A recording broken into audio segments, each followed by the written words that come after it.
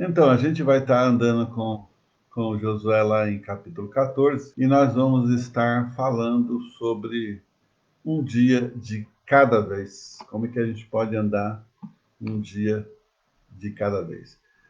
Identificando que Deus é bom, né? O tempo todo Deus é bom. Isso vai ajudar a gente a perceber a vontade de Deus e também a tornar a vontade de Deus a nosso alvo, nosso projeto, nossa postura. Fato é que a igreja é um ponto de, não apenas de referência, mas é o ponto de contato na vontade de Deus, desse modelo de ser um grupo, né? A gente está sempre se falando, se conhecendo, sendo apertado em algumas coisas. Nós ouvimos hoje de manhã do irmão Antônio, ele falando sobre algumas questões ligadas à família e tudo. E às vezes são questões idênticas, né? Coisas que não bate só na porta de um, não, né? Bate na porta, na nossa porta. E aí, como é que a gente vai fazer, né? E nós precisamos, então, tirar da Bíblia aquilo que a Bíblia tem para nós. Ah, eu sei que há problemas no mundo e há situações que a gente não consegue entender, mas a Bíblia vai lançar uma luz para a gente poder andar, né? Os problemas são diferentes, entre aspas, mas a gente pode e deve fazer isso, buscar do Senhor, né? Eu vou orar e a gente vai começar nosso tempo hoje à noite. Deus, obrigado pela tua palavra, obrigado pela graça do Senhor, obrigado que o Senhor tem cuidado de nós e que o Senhor nos conduza em tudo que nós vamos fazer aqui. Cada pessoa que puder ouvir, cada pessoa que puder andar conosco nesse momento possa ouvir do Senhor a sua palavra e decidir a mudança que precisa. Em nome de Jesus, amém e amém. Então, a Bíblia ela precisa ser lida ou entendida de uma maneira que ela possa ir transformando os nossos valores, né? Porque a Bíblia ela tem esse propósito, né? De transformar valores. Isso quer dizer que o fato simples de andar na igreja, ou ter uma Bíblia, ou ouvir uma mensagem, não vai mudar ninguém. O que vai mudar você é o que você decidir fazer. Eu coloquei um postzinho essa semana e eu escrevi lá que Deus não restaura casamentos, né? Ele restaura pessoas. Então, às vezes a gente fica lutando para Deus restaurar o casamento, mas a verdade é que Deus vai restaurar pessoas. Ele não vai restaurar casamento. Porque os casamentos são de pessoas. Essas pessoas precisam mudar. O casamento é uma bênção ou é uma maldição. Depende de como você vai lidar com ele, como entrou nele, como vê ele. Gente, eu preciso não permitir que alguns valores que o mundo enxerga, né, ah, como negativos ou somatórios, não estou negando isso, tá bom? Da infância, do ventre materno, nasceu menina, meu pai queria menino, então isso, aquilo, outro. Quer dizer, isso acaba explicando uma coisa chamada pecado, porque na verdade eu posso tomar decisões e fazer escolhas e faz, né? Um dia de cada vez. Né? A gente está no meio de uma crise que ainda não tem fim, embora tenha algumas coisas que estão sendo levantadas. Eu acredito que ainda vai levar um bom tempo para a gente declarar vencida, né? Mas a gente tem que atravessar ela, andar com ela, vivenciá-la e fazer escolhas nesse processo. Ser igreja, ela te capacita, ela te dá músculos espirituais para que o modelo do mundo, as situações que o mundo vai trazer para a sua vida, ela não quebre você ou vai quebrando você aos pedaços até que você já nem saiba mais por que está fazendo o que está fazendo. É isso que acontece com o casamento, por exemplo, né? E aí nós vamos vendo dificuldades chegando no casamento, a gente não trata e vai indo até que ele deixa de ter o propósito que tinha e passa a ser um problema, uma dificuldade que você vai sofrer, ou não, né?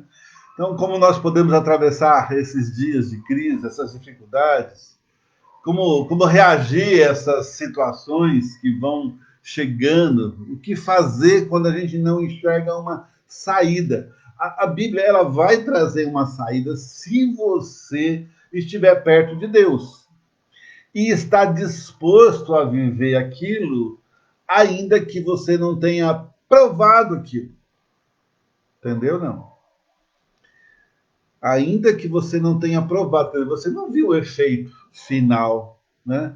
Você viu só aquilo que pode acontecer ou não, e você vai ter que acreditar que Deus vai trabalhar naquilo e vai te dar uma resposta, né? Então, para atravessar seus dias de crise, lembra, um dia de cada vez. Deus é bom. Em Êxodo capítulo 14, nós vamos ler o primeiro ponto para a gente entender isso. Ele diz aqui no verso 11 e 12 assim: disseram a Moisés, foi por falta de túmulos no Egito que você nos trouxe para morrermos no deserto? O que você fez conosco, tirando-nos de lá? Já não lhe tínhamos dito no Egito, deixe-nos em paz, seremos escravos dos egípcios, antes de ser escravos dos egípcios do que morrer no deserto. Se você conhece toda a história, eu acho que você conhece. Se você não conhece, a gente vai andar um pouquinho, você vai conhecer um pouquinho mais da história. Mas essa situação é o povo saindo do Egito para ir para a Terra Prometida e se tornando Israel de hoje, né? Foi um monte de situações acontecendo, mas Deus estava tirando o povo de dentro da escravidão do Egito para fora. Você conhece as pragas, e eles estão se queixando. Isso chama-se murmuração. O que é murmuração? É a gente fazer queixas e queixas e queixas sem entender o contexto inteiro, sem olhar para frente. Então, vigia para não cair em murmuração. Porque é tão fácil a gente entrar, ainda mais numa situação que a gente está vivendo hoje. Eu reconheço, muitos perderam emprego, muitos tiveram seus sustentos, né, seus salários rebaixados, e como eu também. Mas eu espero que você não caia nessa tentação de murmurar, de ficar queixando Deus. Então Deus, eu amo, você não ama, é porque eu não tenho isso, fulano tem e tal. Porque a gente tem essa mania de achar que se a gente está bem financeiramente é porque estamos sendo abençoados, né? Olha, eu conheço tanta gente que ganhou dinheiro sem nenhuma coisa boa acontecendo, não é? E não estou generalizando, né? Tem gente que tem dinheiro, não é por isso que ela é desonesta. Mas eu estou dizendo que eu e você, nós que conhecemos a palavra, independente de onde você se encontra, de onde você está, de onde Deus está te levando, vigie para não cair em murmuração. Para que você não seja raptado pelas ideias e pelos valores que o mundo acaba trazendo, porque não dá tempo de andar com Deus e andar com o mundo. Cuidado. Problemas são oportunidades para se descobrir as soluções de Deus. Soluções de Deus. Porque as nossas já ficaram para trás. Quando nós chegamos nesse ponto de esperar a solução de Deus, é porque as nossas já foram todas ralo abaixo. Verdade ou não? E agora, quando a gente coloca a nossa vida na mão de Deus, a gente começa a se queixar por que ele não fez o que ele devia fazer, na nossa opinião. Até porque eu reconheço, e eu acho que que você, se não reconhece, precisaria reconhecer, que alguns problemas foi para você crescer. Amém ou não? Eu diria, nesse momento lá na minha igreja, eu diria assim, poucas pessoas vão dizer amém por troço desse, né? Mas é verdade. Problemas são necessários para nós crescermos. E nem sempre a gente quer crescer com problemas. Eu não gosto de problema. Mas às vezes eu os terei, porque eu também preciso crescer, né? Eu tenho ouvido de, de pastores que se suicidaram nesse período de crise. Não acharam saída para a vida. Largaram seus rebanhos. Eu sei de irmãos que nesse período longe da igreja, não voltou mais para a igreja. É tão mais fácil ficar na internet, né? Mas, neste momento, no nosso caso, na Igreja do Monte, a gente não tem culto à noite, nós temos a live, só temos um culto de manhã presencial, de uma maneira bem mais simples, né? Um culto de 1h30, sem escola dominical. E nós fazemos isso porque o momento precisa que façamos isso. Eu sei de pastores que estão sofrendo com seus rebanhos nesse sentido. Eles não sabem o que fazer diante das situações que estão acontecendo.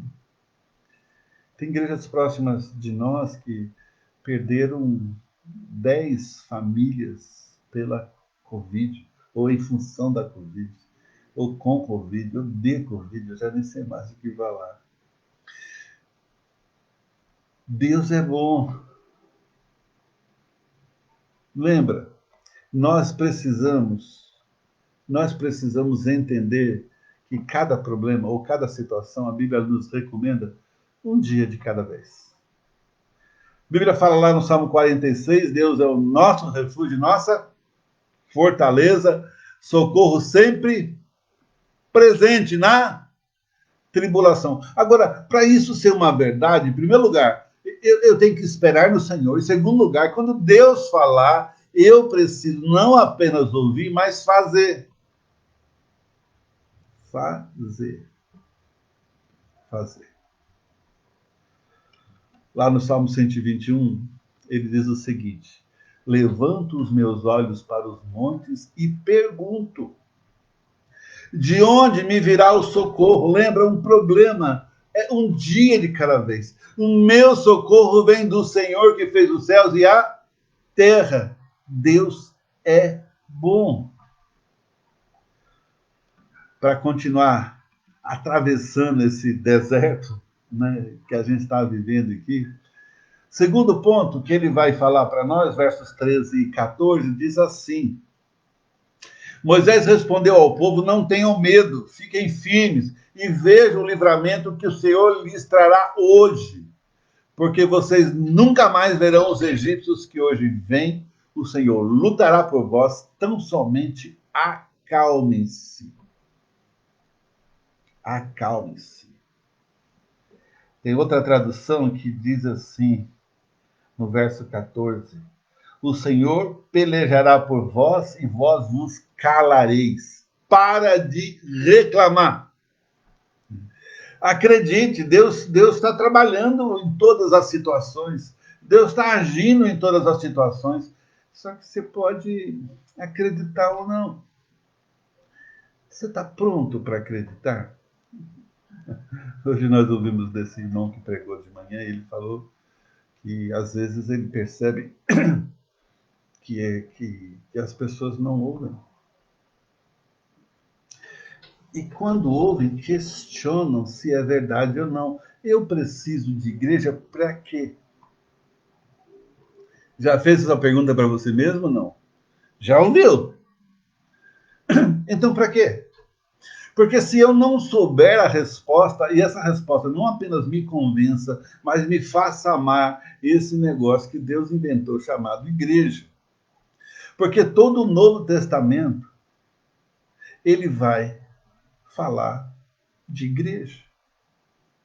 de gente que está saindo para implantar igreja, de igrejas que estão sendo implantadas, de problemas de cartas e tudo mais que a igreja vai vivendo. Eu fico bobo de ver como que alguns problemas alcançam a igreja, né? Por exemplo, Paulo falando sobre escravidão. Por que ele fala? Porque era um problema da época, precisava falar. Então eu preciso acreditar que Deus está falando comigo. Eu preciso acreditar e viver e fazer o que Deus manda fazer para experimentar a boa, agradável e perfeita vontade de Deus. Senão, como é que eu vou fazer esse negócio? Deus é bom? Aleluia! O tempo todo. O nosso Deus é um Deus de livramento. Em Jeremias 1,7 ele diz assim: eu estou com você para te livrar, diz o Senhor. De novo, meu irmão, minha irmã, meu querido, minha querida, olha, você tem que querer. A salvação é de graça. Aleluia! Ninguém poderia comprar a salvação. O que a gente poderia dar para Deus pelas nossas almas, não é? Jesus vem, paga o preço do nosso pecado e vai aos céus e nos prepara lugar, promessa dele. Mas a vida cristã tem um preço. Qual é o preço da vida cristã? É a submissão e a obediência. Eu preciso acreditar que Deus vai me livrar. Se eu estou fazendo alguma coisa certa, se eu fizer alguma bobagem, meu amigo, você está por sua conta. Não adianta falar assim, não, eu fiz um negócio errado, eu aprontei, eu fiz não sei o quê. Deus me livre! Deus vai ouvir. E vai te ajudar. Mas não vai te livrar da pancadaria que pode acontecer por conta do que você fez. Por quê? Porque eu preciso aprender. Como é que a gente aprende? Como é que você aprende a não cair mais, a não tomar posições ou não andar em caminhos que podem ser ruins? Porque você se deu mal. Você se deu mal. Mas meus filhos mais novos, a gente ia muito para a Bahia, na BR-101, que era Pra ter uma ideia, numa dessas viagens, eu estourei 2 pneus ao mesmo tempo na estrada. Então, tomei uma decisão que vocês não imaginam qual foi. Talvez você está pensando assim, ele parou de ir para a Bahia. Não. Ele começou de avião? Também não. Porque o avião é mais barato hoje, mas não era assim. Eu decidi que eu não ia andar mais naquelas estradas à noite. Então, quando chegava à beira da noite, eu procurava um lugar para levar a família, passarmos a noite, não importa, eu saía um pouco mais cedo, mas não muito mais cedo, para que a gente não corresse os riscos. Acredite no livramento do Senhor, Ele te dá sabedoria para tomar decisões, e eu e você precisamos andar dessa maneira, ouvindo, atendendo e buscando a vontade de Deus, porque Ele é boa, agradável e perfeita. Terceiro lugar, para atravessar esses momentos de crise, lembra, um dia de cada vez. O verso 15 vai dizer o seguinte: disse então o Senhor a Moisés, porque você está clamando a mim, diga aos israelitas que sigam. O verso 15, em outra tradução, ele vai dizer, disse o Senhor a Moisés, porque clamas a mim, diz aos filhos de Israel que marchem, levanta, mano, movimenta. A gente hoje está numa briga mental, pelo coração, pela mente das pessoas. E desculpa, algumas coisas são simples, outras não são tão simples assim. Mas eu e você não podemos esperar sentados. Eu preciso entender o momento para cada posicionamento. E eu vou dizer, meu querido e minha querida, hoje à noite, que o seu lugar para ver Deus agindo dentro dessa comunidade chamada igreja.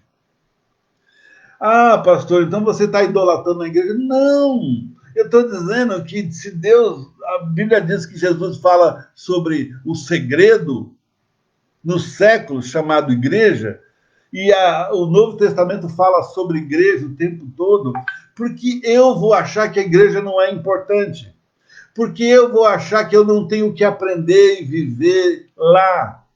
Por que, que eu uso, eu deixo como uma questão de somente, mas não é tão importante assim? Como assim não é tão importante? Entenda o momento para cada posicionamento. Eu acredito que se você tá mal de saúde, não vá. Mas eu estou no grupo de risco. O grupo de risco é um grupo que você precisa se cuidar mais e ser cuidadoso com os remédios. Eu tomo 7 remédios todo dia. Por quê? Porque a idade vai chegando e as coisas vão começando a falhar, né? Eu tenho cabelos brancos, mas não eram sempre assim. Então eu olho meu exterior e enxergo meu interior. Se vai havendo mudanças externas, eu tendo mais rugas, eu vou perdendo aquela força física mais forte que eu tinha antes. E agora? Agora é o momento de fazer as coisas para a minha idade. Né? Você não joga bola mais? Não, depende, às vezes eu brinco com a galera, mas eu sei que não dá mais para. Como eu era jovem que chutava com os 2 pés e não caía. Aleluia! Mas, irmão, entenda o momento para cada posicionamento. Lembra, um dia de cada vez. Deus vai falar com você, Deus vai falar comigo, Deus vai falar com essa instituição chamada igreja. Você deve abençoar essa igreja, porque você vai ser abençoado por ela. Como pastor, às vezes eu ouço pessoas assim, assado, comporta assim, assim, assado. Irmão, tudo isso é uma realidade para te provar como é que você vai lidar com isso, para lá e para cá. Há momentos que você tem que levantar e seguir em frente. Por quê? Porque não importa o que está acontecendo ao seu redor, você faz parte desse processo. Você faz parte dessa estrutura. Você faz parte desse movimento que Deus está fazendo. Porque, lembra, querido, se o seu comportamento não mudou desde que você se converteu a Cristo, ou se você está tentando entender esse negócio de conversão, vai pensando, porque você vai ter que mudar.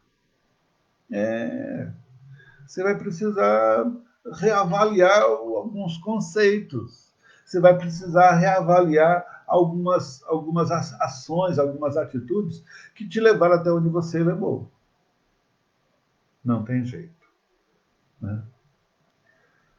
Em quarto e último lugar, o texto vai nos levar, então, ao verso 16 e depois 21 e 22, dizendo o seguinte: a Deus falando a Moisés: erga a sua vara, estenda a mão sobre o mar, e as águas se dividirão para que os israelitas atravessem o mar em terra seca.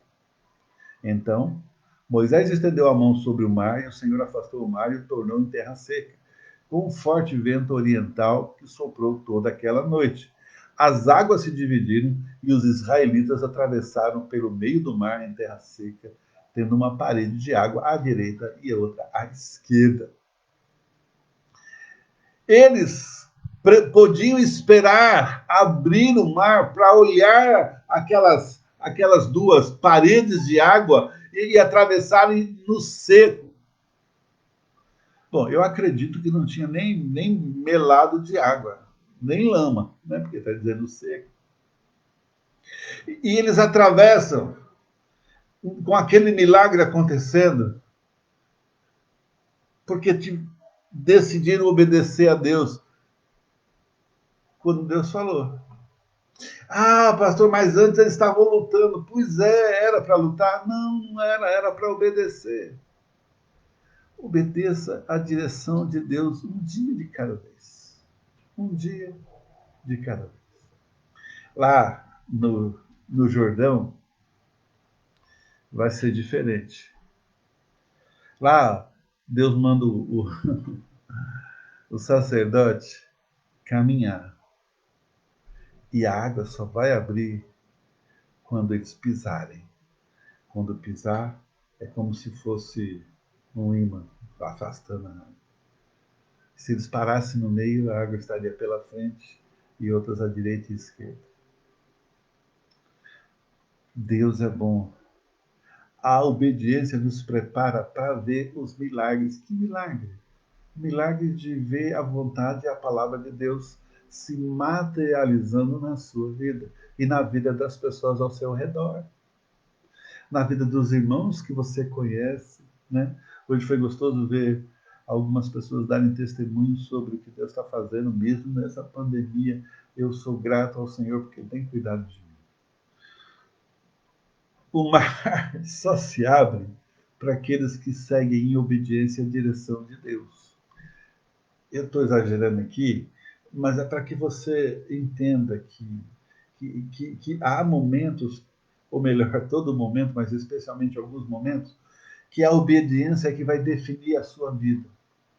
E, na verdade, vai definir quem é que vai chegar perto de você ou não. Quem que vai começar a procurar Deus porque viu Deus em você. Lembra? A primeira página da Bíblia, que qualquer pessoa vai ler, é você.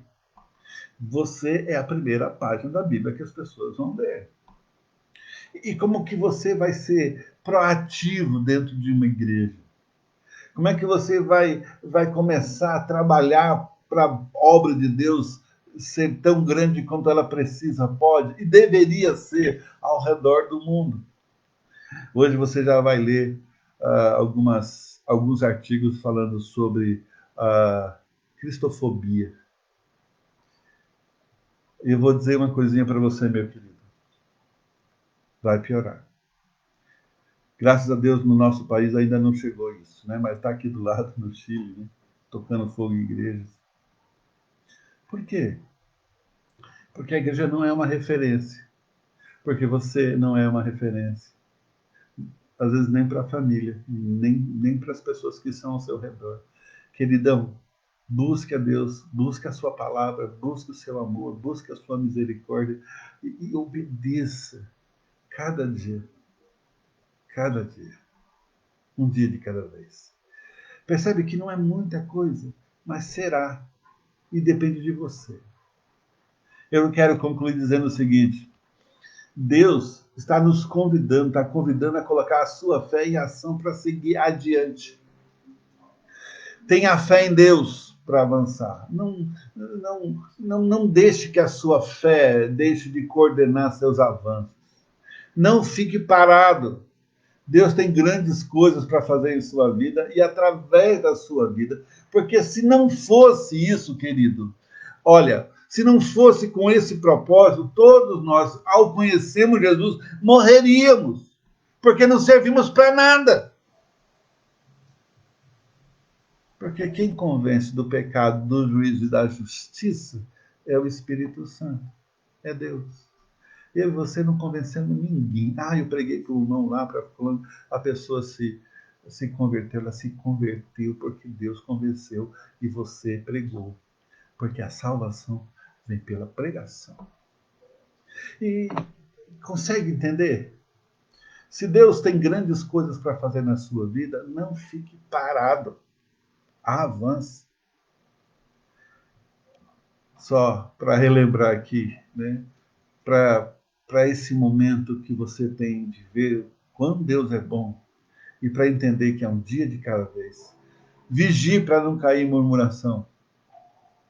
Acredite que Deus vai livrar você porque Ele prometeu isso. Ele vai trabalhar na sua vida. Agora você tem que crer nas estradas que Ele aponta. Entenda o momento certo para cada posição. Há momentos de orar. Há momentos de chorar e de clamar. E há momentos de levantar e fazer o que tem que ser feito. Obedeça à direção de Deus, porque Deus é bom. E a glória dele permanece. Que eu e você, que nós sejamos referência, não porque a gente quer ser, é porque somos de obediência, de graça, de bondade, de misericórdia. dentro de um lugar chamado igreja. Eu quero, eu quero orar com você agora e eu espero que você tome decisões de mudança